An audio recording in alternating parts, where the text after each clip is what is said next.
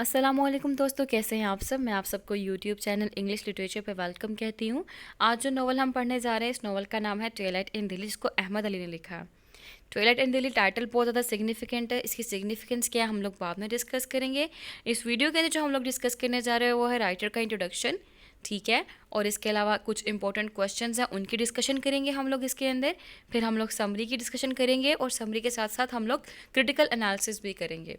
तो इस वीडियो को कंप्लीट देखिएगा और टाइम को वेस्ट किए बगैर हम लोग अपने राइटर की तरफ आते हैं, अहमद अली।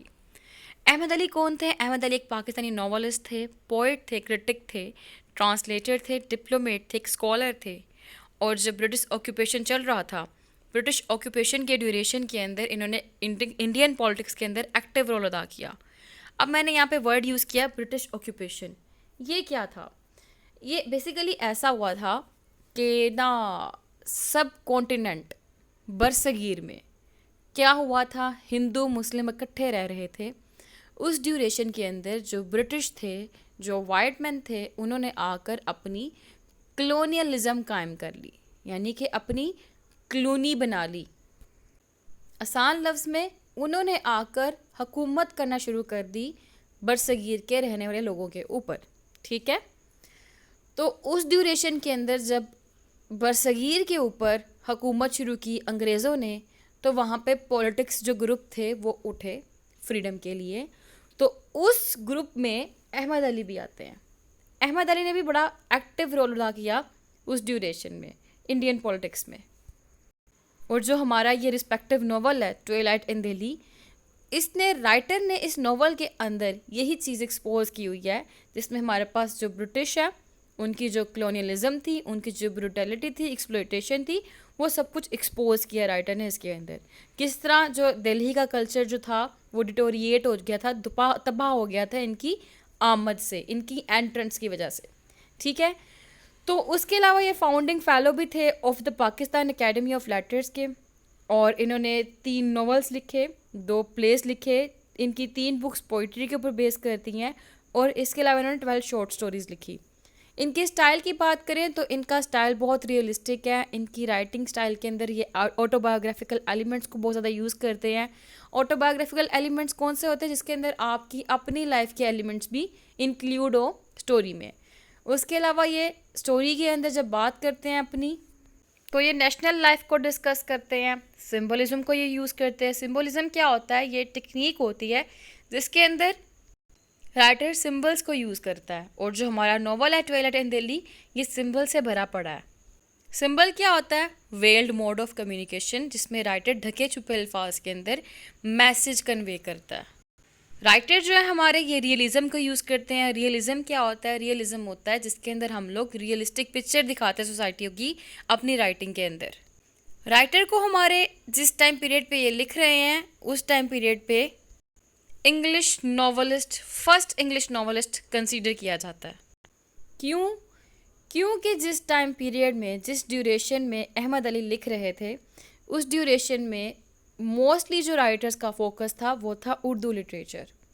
वहाँ पे उस टाइम पीरियड पे उर्दू लिटरेचर के गुरु थे बहुत सारे, जिनको कोई भी कम्पीट नहीं कर सकता था। तो उस एरा के अंदर जो अहमद अली थे, जहाँ पे सबका कंसंट्रेशन जो था वो उर्दू के ऊपर था, तब अहमद अली ने कंसंट्रेशन दी अपनी इंग्लिश लैंग्वेज को। इन्होंने उर्दू को भी कंसंट्रेशन दी, लेकिन इनका मेन फोकस जो था वो इंग्लिश के ऊपर था।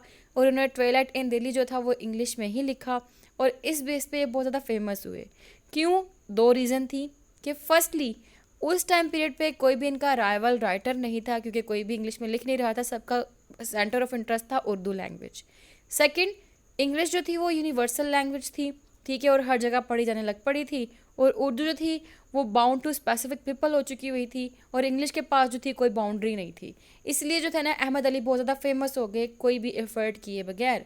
नो डाउट इनकी क्रिएटिव माइंड के बगैर ये कुछ भी नहीं कर सकते थे। इन्होंने अपना क्रिएटिव माइंड यूज़ किया, जिसके अंदर इन्होंने अपने वर्ड्स को यूज़ करते हुए उसके अंदर लाइफ इंसर्ट कर दी। अहमद अली की राइटिंग में जो हमें थीम नज़र आते हैं, मोस्टली वो मैरिज के बारे में बात करते हैं, डिक्लाइन ऑफ मुस्लिम कल्चर के बारे में बात करते हैं, सेक्स के बारे में बात करते हैं, और इसके अलावा जो है मोस्टली इनकी राइटिंग के अंदर हमें पैसिमिस्टिक थीम्स नज़र आते हैं। इनके वर्क्स जो है मेनली बेस करते हैं ऑटोबायोग्राफिकल एक्सपीरियंस के अंदर के ऊपर, जैसा कि इन्होंने खुद एक वर्क में कहा कि मैं अपने ही कल्चर के अबाउट बात करता हूँ। हम अहमद अली को मॉडर्न इंडियन राइटर भी कह सकते हैं। क्यों कह सकते हैं? क्योंकि जो मॉडर्न राइटर होते हैं ना, उनके पास एक हाई आइडिया ऑफ आर्ट होता है, वो एक हाईली सीरियस पर्पस के लिए लिखते हैं। मॉडर्न राइटर जो होते हैं वो अगली, बिटर और पैसिमिस्टिक एस्पेक्ट्स दिखाते हैं लाइफ के। ये बहुत फ्रैंक होते हैं, जो रिलीजन को और सेक्स को डिस्कस करते हैं फ्रैंक वे में। डेकोरेटिव लैंग्वेज नहीं यूज़ करते, bare and bleak language use करते हैं। ऑटोबायोग्राफिकल एलिमेंट्स ज़रूर यूज़ करते हैं, और सिंबलिज्म जो है बहुत अट्रैक्टिव आर्ट है, बहुत अट्रैक्टिव एस्पेक्ट है किसका? ऑफ मॉडर्न आर्ट का।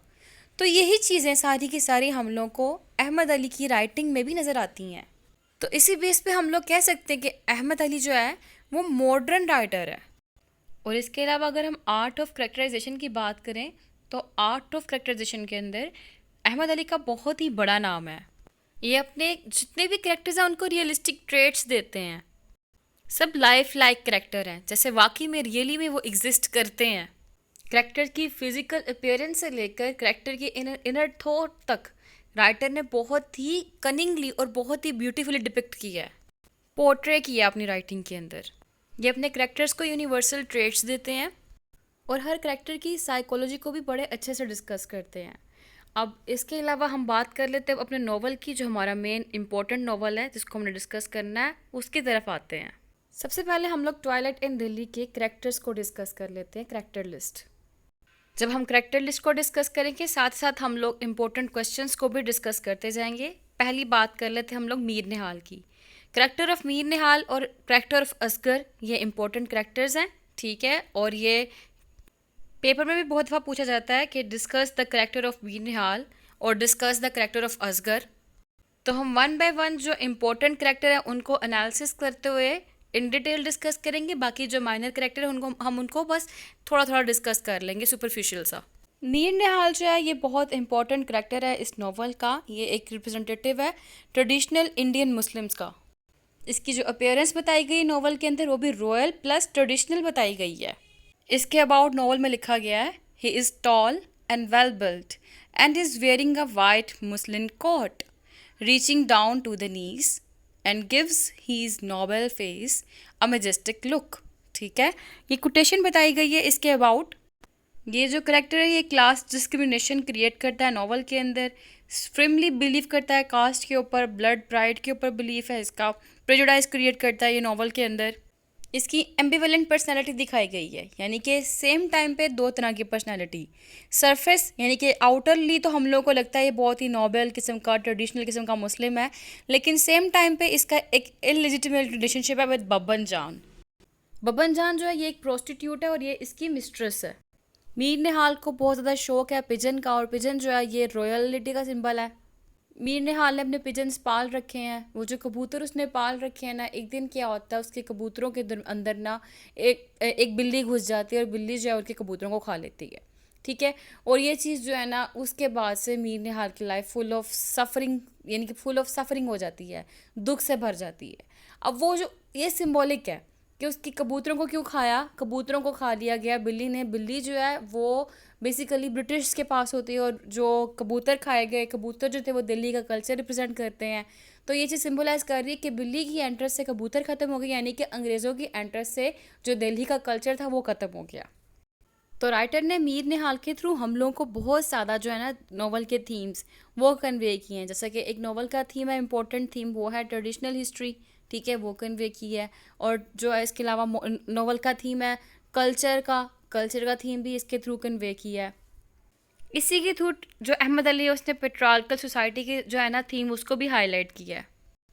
बहुत डोमिनेंट फिगर दिखाई दिया है ये नॉवल के अंदर हमें, और ये नॉवल के बिल्कुल एंड पे पैरालिसिस हो जाता है इसको, और जो बहुत ज़्यादा डोमिनेंट था वो बिल्कुल स्टिकन टू बेड, यानी कि बेड के साथ लग के बैठ जाता है, कुछ मूव नहीं कर पाता। ये भी सिंबॉलिक है कैसे है, मैं स्टोरी जब डिस्कस करूँगी तब आपको बताऊँगी। नेक्स्ट आता है असगर का करेक्टर। असगर जो है ये मीर निहाल का बेटा है और बिल्कुल ऑपोजिट अपने फादर से। सेकंड इम्पॉर्टेंट करेक्टर है पूरे नॉवल का, ठीक है। ये जो है असगर ये इंग्लिश फैशन को बहुत ज़्यादा लाइक करता है, इंग्लिश फैशंस को और इंग्लिश वेज को बहुत ज़्यादा लाइक करता है, और इसके फादर उतना ही डिसलाइक करते हैं इंग्लिश फैशंस को और इंग्लिश वेज को। मीर निहाल जो है वो ओल्ड जनरेशन ऑफ इंडिया को रिप्रेजेंट कर रहा था, और दूसरी तरफ जो असगर है वो यंग जनरेशन ऑफ इंडिया को रिप्रेजेंट कर रहा है। ये मॉडर्निटी को रिफ्लेक्ट कर रहा है और साथ में साथ रिप्रेजेंट कर रहा है कि ब्रिटिशर्स का क्या इन्फ्लुएंस हुआ है मॉडर्न जनरेशन के ऊपर।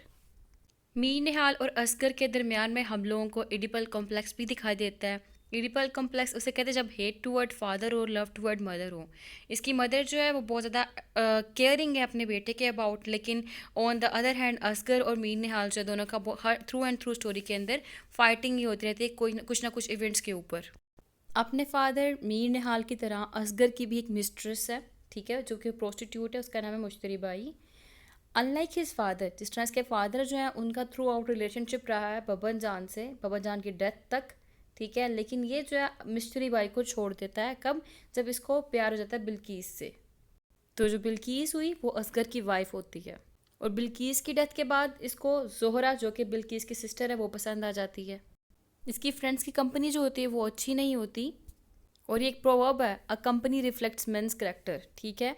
तो इसका जो दोस्त है वो है बरी, बरी इसका दोस्त है, और इसका दोस्त बरी जो है वो इसको मुश्तरी भाई के पास लेके जाता है और उसको जो सीधा रास्ता होता है उसे डिस्ट्रैक्ट करता है, ठीक है। तो कंपनी का भी बहुत ज़्यादा असर होता है। इसके अलावा जो ये करेक्टर है ये symbol of love, passion, youth, decay and destruction का सिंबल है। अब हम बात करते हैं बिल्किस की। बिल्किस जो है वो असगर की वाइफ है, ये रिस्पेक्टिव और इनोसेंट गर्ल है और लो क्लास फैमिली से बिलोंग करती है। इसके थ्रू जो है ना राइटर ने हम लोगों को रेसिज्म का और मार्क्सिज्म का दोनों के थीम हम लोगों को दिए हैं। जैसा कि मीर निहाल अपर क्लास से बिलोंग करता है, असगर अपर क्लास से बिलोंग करता है, बिल्किस लो क्लास से बिलोंग करती है, और इसके लो क्लास होने की वजह से जो मीर निहाल है, मीर निहाल इसको लाइक नहीं करता, डिसलाइक करता है। ये जो है ना रिलीजन कॉन्टेक्स्ट के ड्यूरेशन के अंदर बड़ी होती है, यानी ड्यूरेशन मीन्स कि इसके जो अपब्रिंगिंग होती है ना वो बहुत ज़्यादा मजहबी स्टाइल में होती है। और उसके अलावा बिल्किस असगर को कभी भी इम्प्रेस नहीं कर पाती। असगर जो है ना इसकी एक्सपेक्टेशन होती है जैसे कि मुश्तरी बाई इम्प्रेस करती थी असगर को, उस तरह जो है ना बिल्किस भी इसको इम्प्रेस करे, लेकिन शादी के बाद जो है असगर वो बिल्किस से फर्दर मोहब्बत नहीं करता, और जब वो बिल्किस का ख्याल नहीं रखता तो at the end of the story Bilkis को जो है डेथ को फेस करना पड़ता है, ठीक है। अब है बेगम निहाल। बेगम निहाल जो है मीर निहाल की वाइफ, ठीक है, और असगर की मदर है। इस नॉवल के अंदर रोल ऑफ वुमेन बहुत इंपॉर्टेंट है, ठीक है। जैसा कि अभी हमने देखा बिल्किस ने सफ़र किया in the hand of male, same Begum Nihal है बहुत ज़्यादा सफ़र कर रही है in the hand of male, ठीक है। इसके हस्बैंड का नाम मीर निहाल है। मीर निहाल जो है अपनी वाइफ का ख्याल नहीं इतना रखता, उसकी इंटेंशन टूवर्ड्स किसकी तरफ थी, बबन जान की तरफ ही थी, और घर वालों को नहीं पता कि उन्होंने मिस्ट्रेस रखी हुई है। ये जो बेगम निहाल है ये असगर की शादी का डिसीजन लेती हैं, और इसके अलावा जो है ये हमेशा अपने हस्बैंड के बहुत बहुत ज़्यादा थॉटफुल रहती है कि कब वो घर आएगा। इनकी जो उम्र है वो 60 ईयर्स ओल्ड है। ये एक ट्रेडिशनल वुमन है जो रिस्पेक्ट करती है फैमिली के नॉर्म्स की और वैल्यूज़ की। हालांकि इनकी एज 60 ईयर्स है, लेकिन अपनी एज के ऊपर जो अपनी लाइफ के अंदर उन्होंने बर्डन फेस किया है, डिफ़िकल्टीज फेस की है, हार्डशिप फेस की हैं, उनकी बेस पे ये अपनी एज से ज़्यादा ओल्डर दिखाई देती हैं। बेगम निहाल जो है ऑपरेशन का सिंबल है। इसके थ्रू राइटर ने फेमिनिज्म का थीम भी हमें दिखाया है और बताया कि जितने भी वुमेन थी वो घर की चार दीवारी के अंदर रहती थी और कभी भी चार दीवारी से बाहर नहीं निकलती थी, इसलिए उनको नहीं पता था कि चार दीवारी के बाद बाहर क्या हो रहा है। इसके अलावा बहुत केयरिंग और बहुत ज़्यादा ना अफेक्शनेट नेचर दिखाई गई है बेगम निहाल की, अपने बच्चों से बहुत ज़्यादा प्यार करती है। और इसके थ्रू राइटर ने सुपरस्टिशियस एलिमेंट का भी जो है थीम दिखाया है कि इसकी सुपरस्टिशियस नेचर है क्योंकि बेगम जमाल को ब्लेम करती है कि तुमने मेरे बच्चे के ऊपर तावीज़ किए हुए हैं। सिंबॉलिकली देखें तो ये करेक्टर जो है ये लव, सफरिंग, फीमेल ऑपरेशन, ठीक है, एक मदर, एक लॉयल वाइफ और एक ट्रेडिशन वुमेन का करेक्टर दिखाया गया है सिंबॉलिकली, जो अपनी ज़िंदगी अपने लिए तो नहीं गुजारी लेकिन अपनी फैमिली के लिए गुजार रही है। नेक्स्ट करेक्टर हमारे पास आता है बब्बन जान का। बब्बन जान जो है कि एक डांसर भी है, एक प्रोस्टिट्यूट गर्ल है। नॉवल के अंदर बब्बन जान जो है मोस्ट इंपॉर्टेंट पर्सनालिटी दिखाई गई है मीर निहाल की लाइफ के अंदर, ठीक है। She is love of Mir Nihal and he buys her a house to live there. और इसकी डेथ के बाद मीर निहाल जो है बहुत ज़्यादा लोनली फील करने लग पड़ा था अपनी लाइफ के अंदर। नेक्स्ट है हमारे पास मुश्तरी बाई। मुश्तरी बाई जो है वो मिस्ट्रेस है असगर की। ये असगर का फर्स्ट लव है, ठीक है, और ये जो है ना सीक्रेट डांसिंग प्रोस्टिट्यूट गर्ल है, और ये असगर को प्लेयर प्रोवाइड करने के लिए, सेटिस्फेक्शन देने के लिए बहुत से ट्रिक यूज़ किया करती थी। और बिल्किस की डेथ का कॉज भी यही बनती है, क्योंकि असगर जो है उसको वो ट्रिक्स जो कि यूज़ करती थी मुश्तरी बाई, वो ट्रिक्स बिल्किस के अंदर नहीं दिखाई दिए, ठीक है। इस बेस पे जो बिल्किस जो है वो सफरिंग करती है थ्रू आउट द नॉवल, उसकी डेथ हो जाती है at the end of the novel.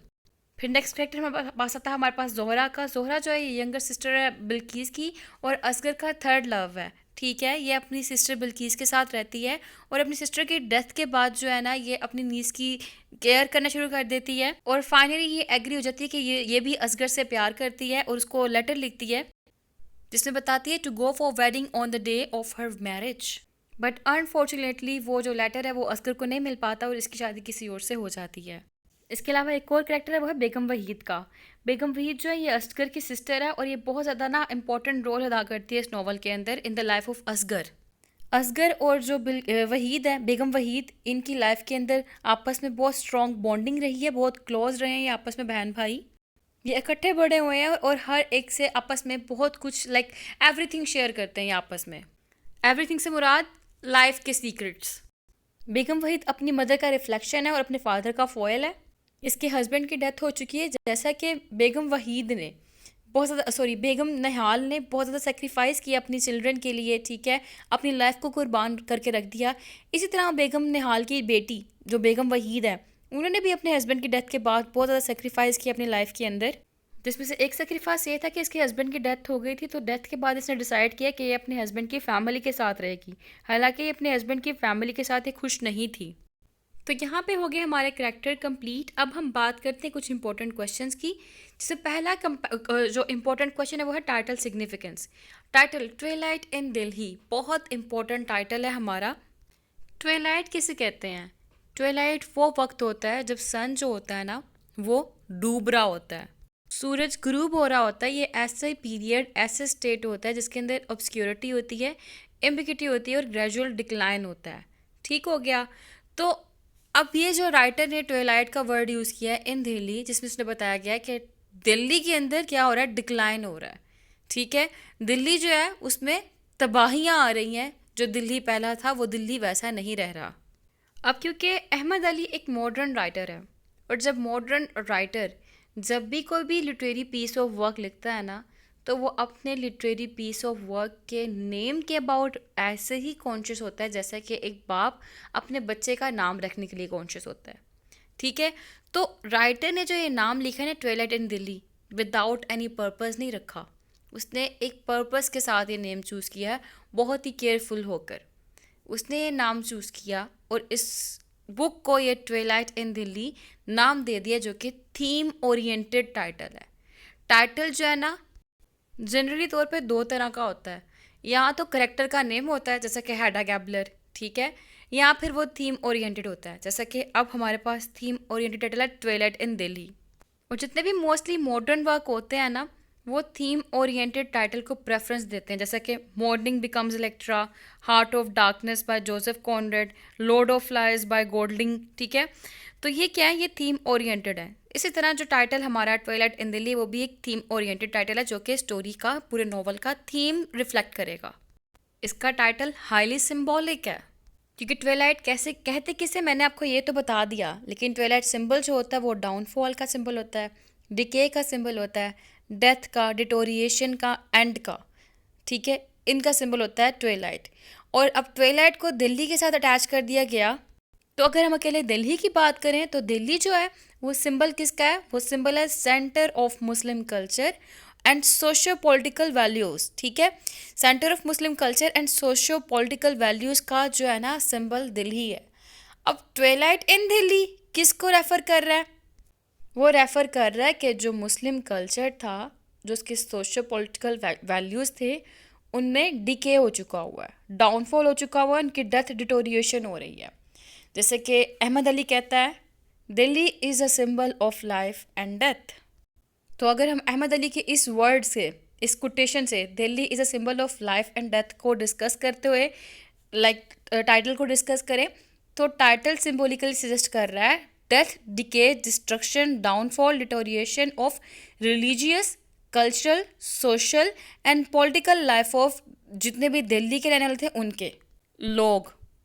ये जो टाइटल है ना, सिर्फ जो दिल्ली के रहने वाले लोग थे, जो दिल्ली के कल्चर थे, उनकी डिस्ट्रक्शन को रिप्रेजेंट कर रहा है, बल्कि साथ ही साथ deterioration of the whole human existence को भी सिंबलाइज कर रहा है। और थ्रू आउट द नॉवल हम देखेंगे इसके अंदर वेरियस काइंड्स ऑफ डिटोरिएशन होती हैं, जैसे कि फिजिकल डिटोरिएशन, और इसके अलावा कल्चर की, साइकोलॉजिकल की, उसके बाद मॉरल डिटोरिएशन, रिलेशंस की डिटोरिएशन। जैसे कि मैंने फिजिकल डिटोरिएशन की बात की, मीर निहाल नॉवल के बिल्कुल एंड पे बीमार हो जाता है, ठीक है, उसको पैरालिसिस हो जाता है, उठ नहीं पाता। तो ये क्या है, ये एग्जाम्पल हो गई फिजिकल डिटोरिएशन की। इसके अलावा हम नॉवल में देखेंगे death of pigeons, cat and snake. ये सजेस्ट क्या कर रहा है, ये डिके ऑफ नेचुरल फिनोमेना को सजेस्ट कर रहा है। और साथ ही साथ टाइटल थीम को सजेस्ट कर रहा है, जो कि हमें पता है इस नॉवल का इम्पोर्टेंट थीम क्या है, डिके एंड डिटोरिएशन। इसके अलावा अगर हम डिटोरिएशन इन रिलेशंस देखें तो हम लोगों को बिल्किस और असगर के रिलेशन में दिखाई देता है, महरू और मीर निहाल में दिखाई देता है, हबीबुद्दीन और महरू में दिखाई देता है, मीर निहाल और बेगम जमाल में दिखाई देता है। और डिटोरिएशन ऑफ रिलीजन की बात करें तो जब नॉवल के एंड के ऊपर राइटर ने कमेंट किया, क्या कहता है, for the azaans and prayers were of no avail. तो जब राइटर ये कहता है तो इससे हम लोग को रिलीजन के अंदर डिटोरिएशन दिखाई देता है। तो जो टाइटल है ट्वेलाइट इन दिल्ली बहुत ही पैसिमिस्टिक आउटलुक देता है, पैसिमिस्टिक टाइटल है ये एक। तो कंक्लूड करते हुए हम लोग कह सकते हैं कि जो अहमद अली है उसने बहुत ही सूटेबल टाइटल चूज़ किया अपने लिटरेरी पीस ऑफ वर्क के लिए, क्योंकि ये इनकम पास कर रहा है जनरल एटमॉस्फेयर को और फिलोसॉफिकल प्रोफेंडिटी को। तो यहाँ पे हमारी टाइटल की सिग्निफिकेंस के लिहाज से डिस्कशन हुई कंप्लीट। अब थीम्स की बात करते हैं। थीम्स मैंने बताया इसके अंदर आपको डिटोरिएशन का थीम बहुत इंपॉर्टेंट है, जिसको हम लोग ने टाइटल की सिग्निफिकेंस में डिटेल से डिस्कस कर लिया हुआ है। इसके अलावा रिचुअल्स एंड कस्टम्स का थीम बहुत इंपॉर्टेंट है इसके अंदर दिखाया गया। जैसा कि हम देखेंगे इसके अंदर मिलाद दिखाया जा रहा है, मैरिजेस दिखाई जा रही हैं, चाइल्ड बर्थ दिखाया जा रहा है और सबको सेलिब्रेट कर रहे हैं ये लोग। इसी तरह इसके अंदर फ्यूनरल्स दिखाया जा रहा है। तो जो मोस्टली थीम है ना इसके, वो यूनिवर्सल थीम है, जैसे कि theme of love, theme of marriage, ठीक है। जो नेक्स्ट इंपॉर्टेंट थीम है ना इस नॉवल का, वो है destruction of a grand culture and civilisation. हमने देखा इसके अंदर डिस्ट्रक्शन दिखाई गई किसकी, ग्रैंड कल्चर की, रॉयल कल्चर की, ठीक है, मुस्लिम ट्रेडिशनल मुस्लिम कल्चर की दिखाई गई, दिल्ली की डिस्ट्रक्शन दिखाई गई इसके अंदर।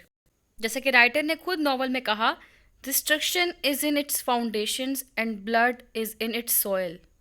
It has seen the fall of many glorious kingdoms and listened to the groans of birth. It is the symbol of life and death and revenge is its nature.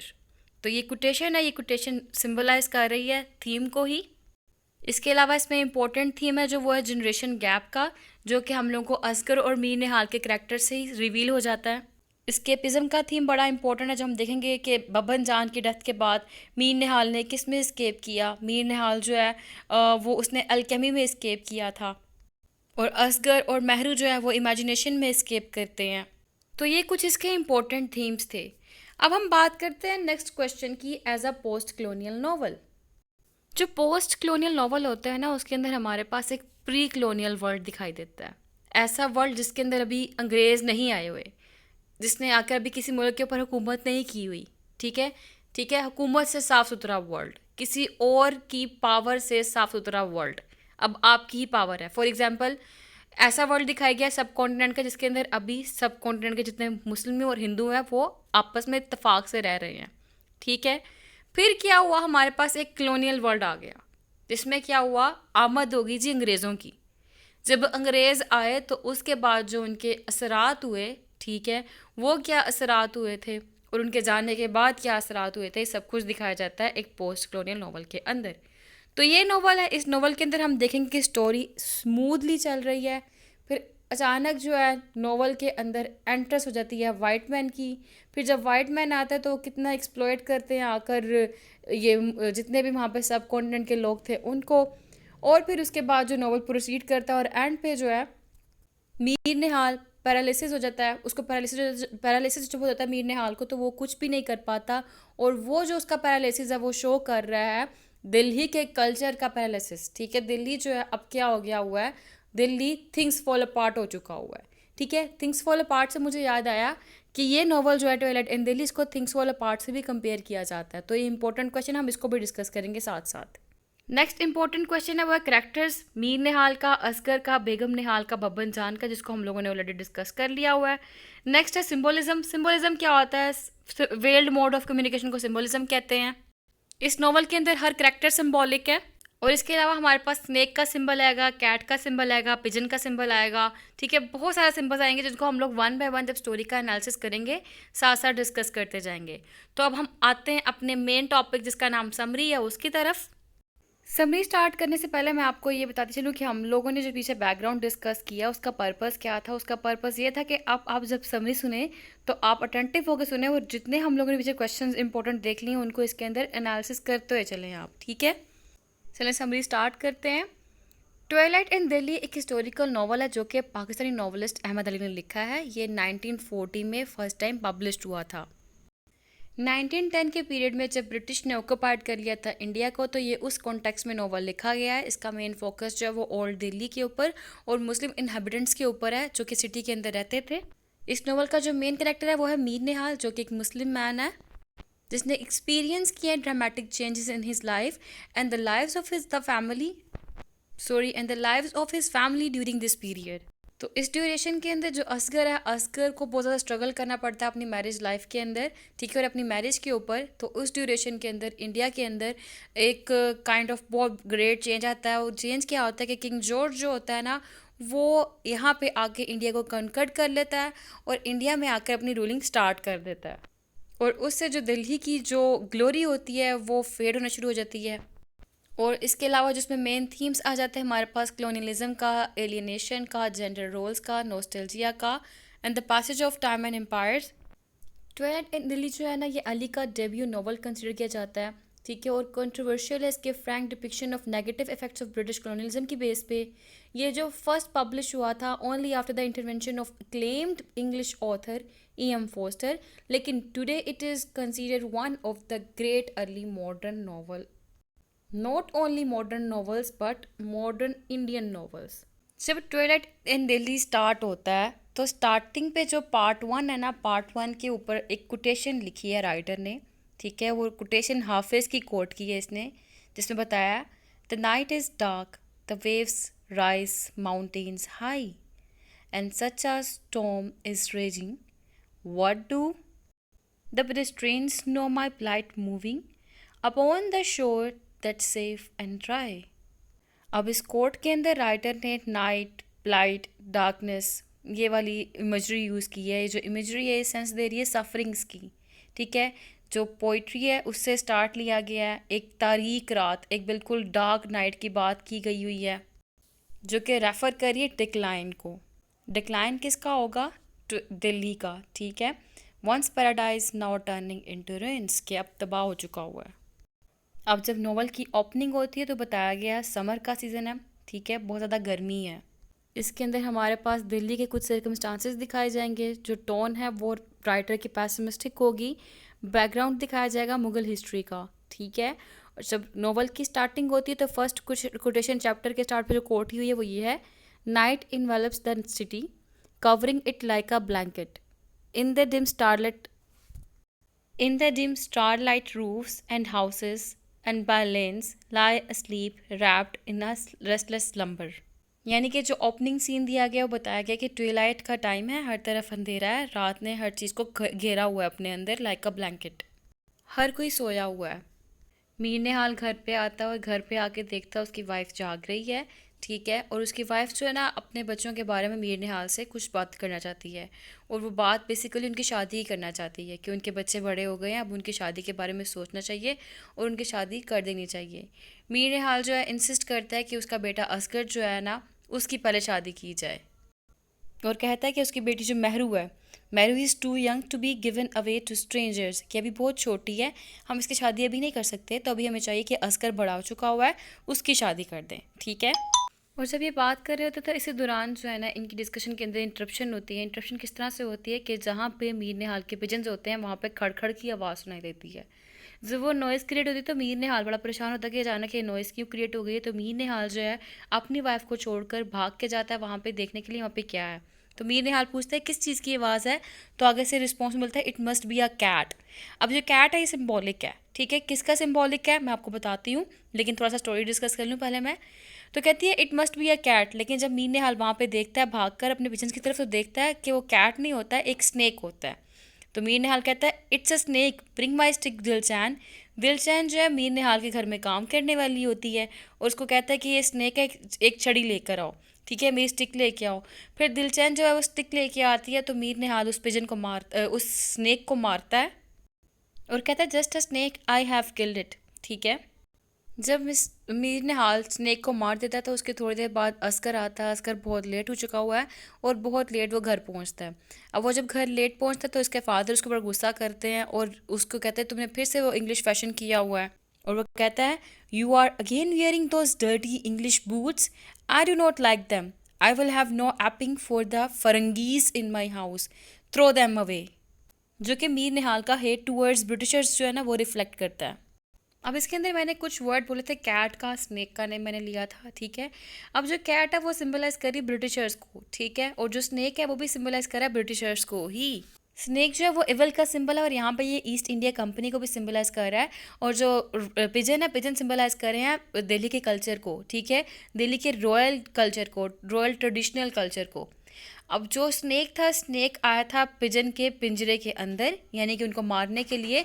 तो वो सिंबलाइज क्या करा था, वो सिंबलाइज ये करा था कि बेसिकली वो जो स्नेक है, यानी कि जो ब्रिटिशर्स हैं, वो दिल्ली के कल्चर को तबाह करने के लिए ऊपर आए हुए हैं यहाँ पे। लेकिन मीर निहाल जो है वो दिल्ली से बहुत मोहब्बत करता है और दिल्ली को कल्चर को बचाने के लिए वो स्नेक को मार देता है, यानी कि ब्रिटिशर्स को वो मार भी गाता है। ये एक सिंबलिज्म है जो यहाँ पर टेक्निक यूज़ की है अहमद अली ने अपनी राइटिंग के थ्रू। और उसके बाद जो है जैसे कि असगर आया और असगर के वो जो डर्टी शूट्स थे, बूट्स थे। अब वो असगर के बूट्स बेसिकली क्या थे, इंग्लिश बूट्स थे। और जब मीर निहाल ने उसके बूट्स को बुरा भला कहा, इट मीन्स मीर निहाल अपना हेट शो कर रहा है towards newness, towards modernity, towards English culture. ठीक हो गया। अच्छा, तो हम समरी की जब बात करते हैं, समरी में अभी अभी अब्बा से डांट पड़ी थी बेटे को, ठीक है। असगर जो है बहस किए बगैर चल जाता है वापस छत पे सोने के लिए। लेकिन जब वो छत पे सोने के लिए जाता है तो उसको वहाँ पे उसकी जो होने वाली बीवी है, जो उसकी बीवी होगी भी कि नहीं होगी पता कोई नहीं, ठीक है, उसके ख्यालों में खोया हुआ है, जिसका नाम बिल्किस है। बिल्किस जो है एक लोअर क्लास फैमिली से बिलोंग करती है। अस्कर जानता था इसका फादर जो है कभी भी इसकी शादी को प्रूव नहीं करेगा, तो इसीलिए अपनी बड़ी बहन जो इसकी है ना बेगम वहीद, ये उनसे कांटेक्ट करता है। तो अपनी सिस्टर बेगम वहीद से वो कांटेक्ट करता है और उसको बुलाता है, क्योंकि इसने से ज़रूरी टॉपिक पे बात करनी होती है। टॉपिक क्या है, वही मेन शादी का। और ये चाहता था कि इसकी बेगम वही जो सिस्टर है वो इसकी हेल्प करे, ताकि और हेल्प करे किस तरह से कि इसके पेरेंट्स से बात करे कि ये पसंद करता है बिल्किस को और ये बिल्किस से शादी करना चाहता है।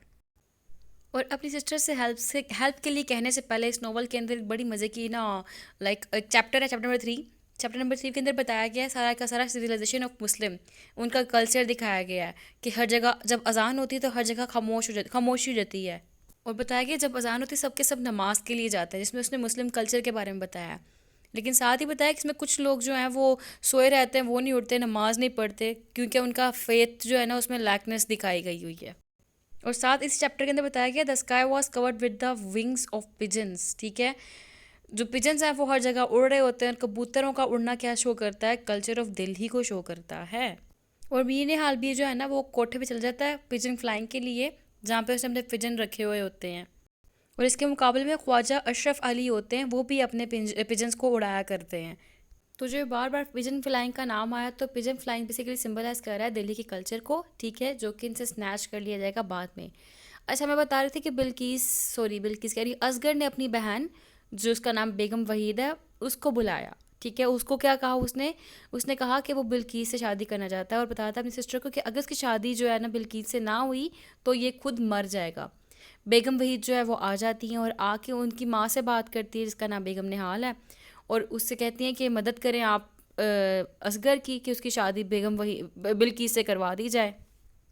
अब बेगम निहाल जो है बहुत स्केप्टिकल तो होती हैं, ठीक है, लेकिन अपने बेटे के लिए, क्योंकि अपने बेटे की लाइफ को बचाना चाहती थी, क्योंकि उसके बेटे ने कहा था कि अगर उसकी शादी ना बिल्किस से हुई तो वो सुसाइड कर लेगा, वो मर जाएगा, इसलिए वो एग्री हो जाती हैं, क्योंकि वो अपने बेटे के बहुत बहुत ज़्यादा वर्ड होती हैं। फिर उसके बाद जब ये अपनी ये बात करती है, अपने बेटे के रिश्ते की बात करती हैं, मीर निहाल से, तो मीर निहाल बहुत ज़्यादा गुस्से में आ जाता है और उसके बाद जो है वो कहता है कि मुझे परेशानी होती है कहीं मेरा बेटा हमारी फैमिली की रिपुटेशन को तबाह ना कर दे। अब उनकी सर्वेंट दिलचैन होती है, दिलचैन जो है वो बेगम जमाल को सब कुछ बता देती है, क्योंकि वो बेगम निहाल की और साथ ही साथ जो है बेगम वहीद की जो बातें होती हैं रिश्ते के अबाउट, कि असगर का रिश्ता बिल्किस से करना है, इसके अबाउट दिलचैन जो इनकी काम वाली होती है वो सुन लेती है।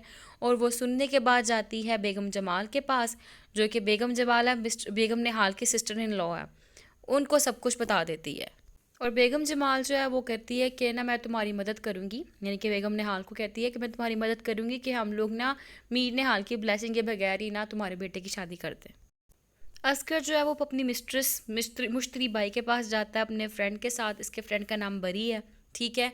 इसका फ्रेंड रिवील करता है कि असगर जो है ना वो बिल्किस से बहुत ज़्यादा प्यार करता है। इससे जो है ना मुश्तरी बाई बहुत ज़्यादा जेलस होती है और उसको डिस्टर्बेंस सी फील होने लग पड़ती है, कि उसको जो पता लगता है ना कि जो असगर है वो उससे नहीं, वो प्यार करता है बिल्किस से, तो ये जेलसी क्रिएट करती है मुश्तरी बाई के अंदर।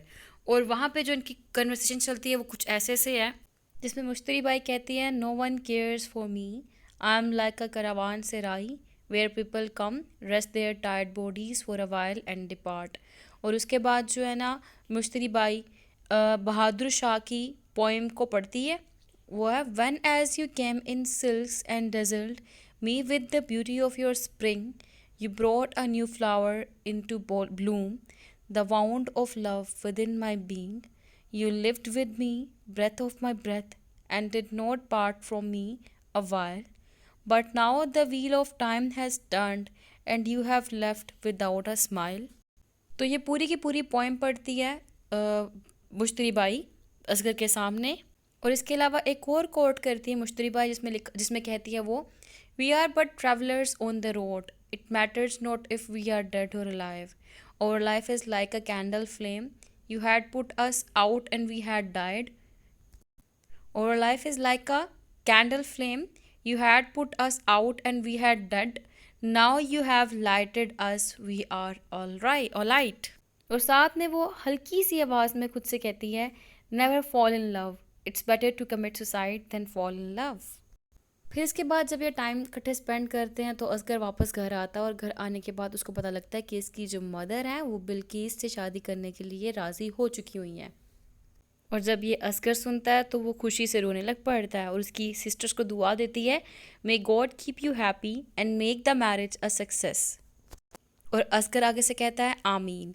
अब क्योंकि इसकी मदर तो रेडी हो चुकी होती है ना, एग्री हो जाती हैं, लेकिन इसके फादर तो ना एग्री हुए होते, तो इस बेस पे जो है बेगम वहीद असगर को एडवाइस करती है और मशवरा देती है कि तुम ना ऐसा करो मेरे साथ भोपाल में आ जाओ और वहाँ पे इंतज़ार करो जब तक इसकी शादी बिल्किस से नहीं हो जाती। फिर बेगम वहीद और असगर दोनों मिलकर भोपाल जाने की तैयारी करते हैं। और जो बेगम वहीद है और असगर जब जा रहे होते हैं तो फैमिली को गुड बाय कहते हैं। और उसके बाद the parting of the women was full of tears, जैसे कि ट्रेडिशंस में होता है हमारे यहाँ पे कल्चर के अंदर, वो दिखाया जा रहा है कि किस तरह अलविदा किया जाता है। बताया गया है यहाँ पे the parting of the women was full of tears as they embraced they wept and parted with heavy hearts entrusting each other into the safe keeping of God। इसके बाद जो नोवेल है उसका फिर पार्ट 2 स्टार्ट हो जाता है और जब पार्ट 2 स्टार्ट होता है तो वहाँ पे नज़र आता है हमारे पास कि बहुत टेरिबल समर होता है ऑफ 1911, यानी कि 1911 का टाइम पीरियड चल रहा है और बहुत ही टेरिबल समर है और 115 इन शेड इतना ज़्यादा टेम्परेचर होता है, बहुत ज़्यादा हीट होती है। तो मीर निहाल जब घर आता है देखता है फैमिली जो है वो हीट सिकनेस से सफरिंग कर रही है। हीट जस्ट सो एक्सट्रीम है that several of his beloved pigeons have dead. ठीक है, इसकी जो पिजन होती है, इसके जो बिलवड होती है उसकी डेथ हो जाती है। किस तरह होती है, अब मीर निहाल को पता लगता है कि इसकी बिलवड है, उसकी तबीयत ठीक नहीं है, बीमार है। ठीक है, और उस ड्यूरेशन में मीर निहाल अपने पिजन्स के साथ खड़ा हुआ था उनके पिंजरे के बाहर। इसने पिंजरे खोले हुए थे जब इसका जो वर्कर था मीर निहाल के पास न्यूज़ लेकर आया कि बब्बन जान की तबीयत ख़राब है, उसकी डेथ होने वाली है, तब ये अपने पिंजरे को खोल कर ही वहाँ से भाग गया बब्बन जान की तरफ। अपना पिंजरा बंद करना भूल गया था और जब अपना पिंजरा बंद करना भूल गया था और ये बब्बन जान के पास गया और जब बब्बन जान के पास पहुँचा तो इसके पहुँचने से पहले ही बब्बन जान की डेथ हो चुकी हुई थी। और ये कुछ तो नहीं कर सका, उसकी मदर को पैसे दे आया। और उसकी डेथ के बाद ये बहुत ज़्यादा शैटर्ड और ब्रोकन फील कर रहा था मीर निहाल। अब जब बब्बन जान की डेथ हो जाती है उसके बाद मीर निहाल की तबीयत बहुत ज़्यादा ख़राब होती है, वो बहुत ज़्यादा वीक फील करने लग पड़ता है। He had suddenly become weak and old and there seem no strength in his limbs. He sat there for some time lost in a world of memories and regrets.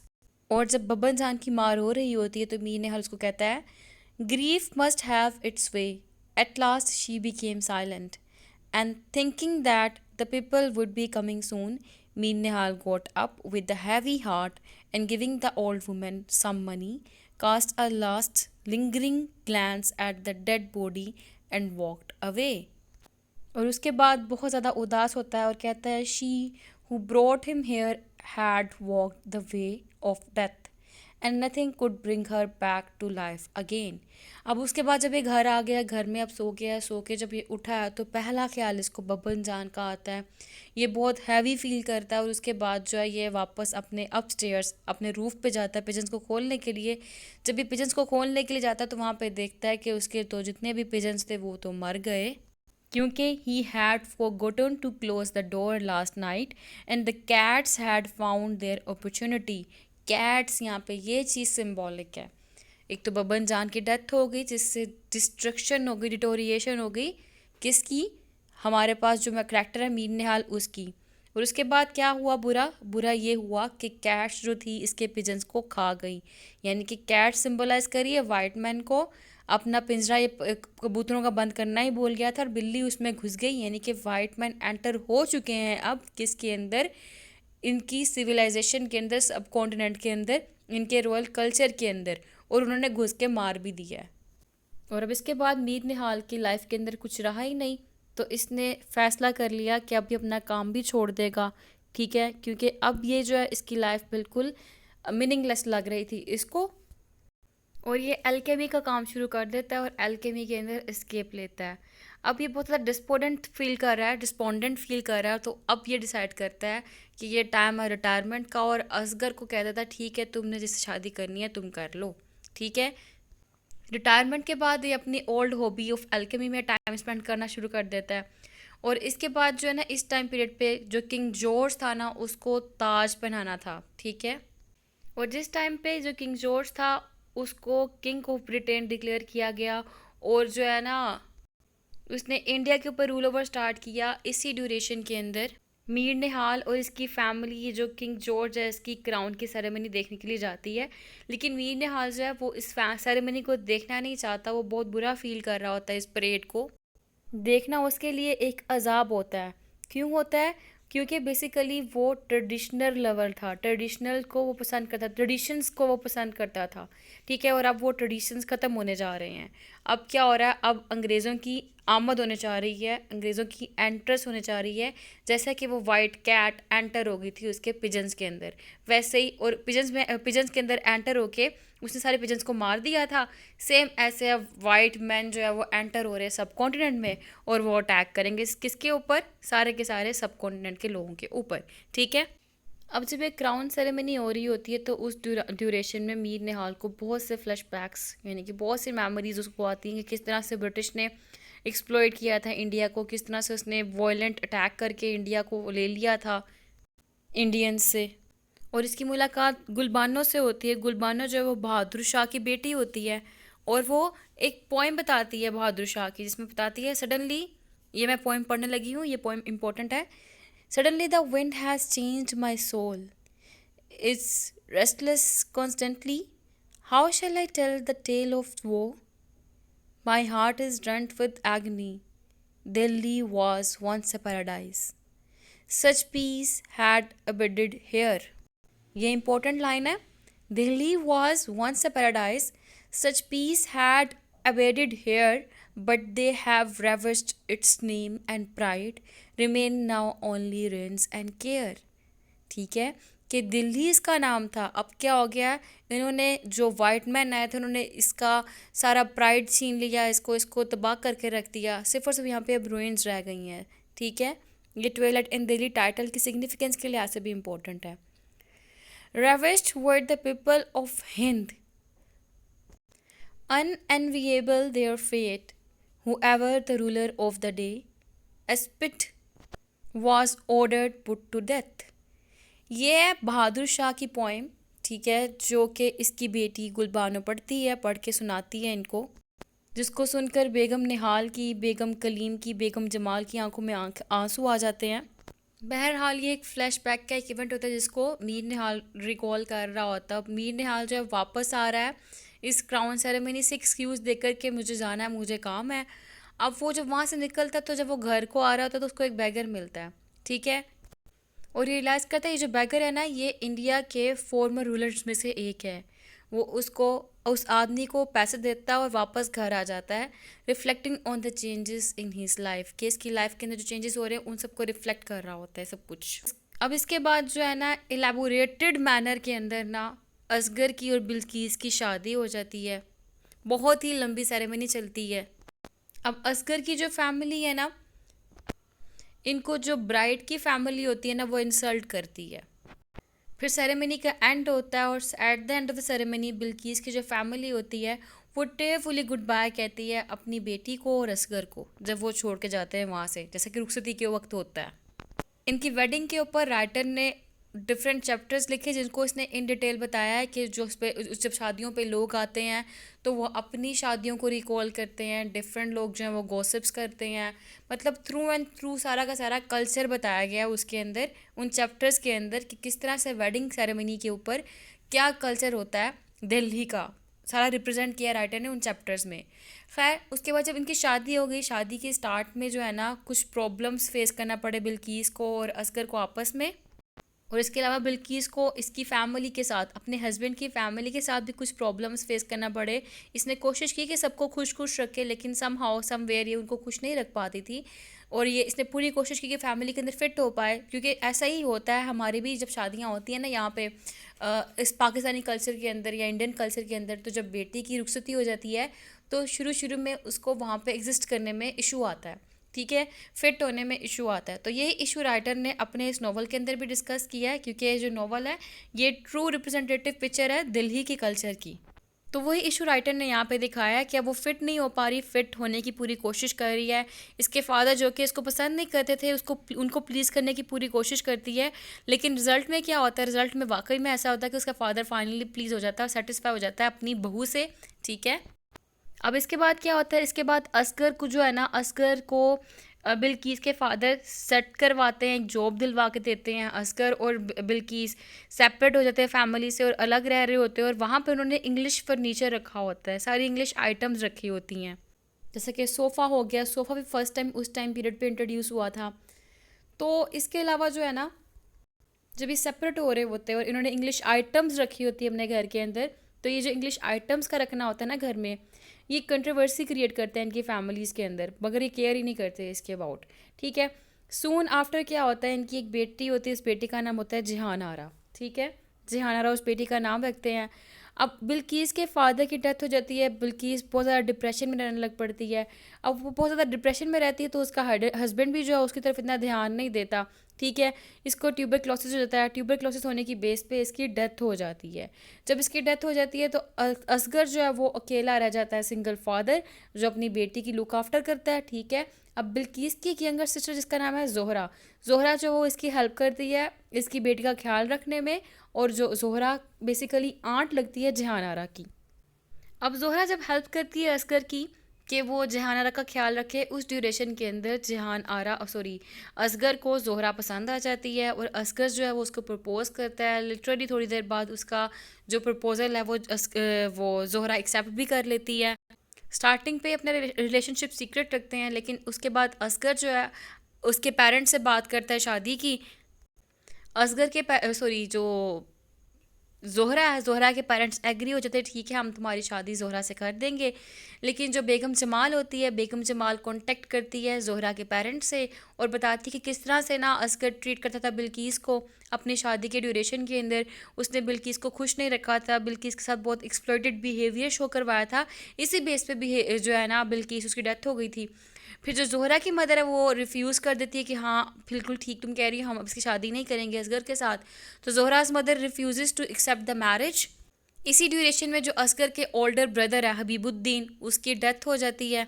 वो बीमार आता है घर पे और बीमार होने की वजह से उसकी डेथ हो जाती है।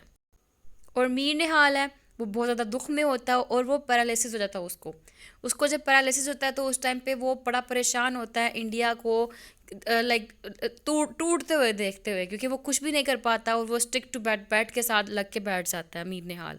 मीर निहाल का पैरालिसिस भी शो ये करता है कि जो इंडिया के लोग थे उसने घुटने टेक दिए एंड पे किसके आगे, अंग्रेज़ों के आगे, और वो कुछ नहीं कर पाए अपने रिवाइवल के लिए, अपनी इंडिपेंडेंस के लिए।